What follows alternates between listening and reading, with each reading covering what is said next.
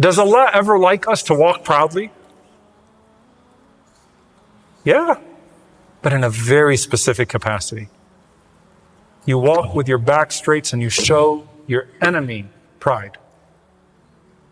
How? When the Prophet ﷺ is about to start the battle, Abu Dujana radiallahu ta'ala anhu wraps his red bandana and he walks into the battlefield and he starts strutting. Starts spinning his sword around, taunting the enemy. And the Prophet ﷺ, of course the Sahaba are loving this, right? They're cheering it on. And he says, إِنَّ هَذِهِ مَشْيَةٌ يُبْغِضُهَا اللَّهُ عَزَّ وَجَلَّ إِلَّا فِي هَذَا الْمَقَامِ. This is a walk that Allah hates, except for in this situation. Allah loves it in this situation. He's not walking out of personal pride. He's sending a message to the enemies. It's like when the Prophet ﷺ taught the Sahaba after Hudaybiyah, when you walk back to the Kaaba, right?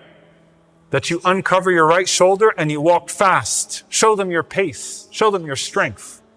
And we still maintain that as a sunnah to remind and reflect those moments.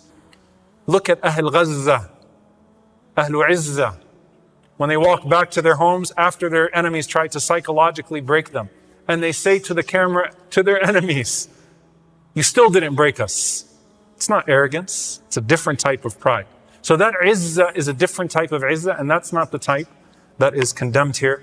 The overall first quality, though, dear brothers and sisters, man tawada'a lillah, rafa'ahu Allah. As the Prophet ﷺ said, whoever lowers himself for Allah, Allah elevates him.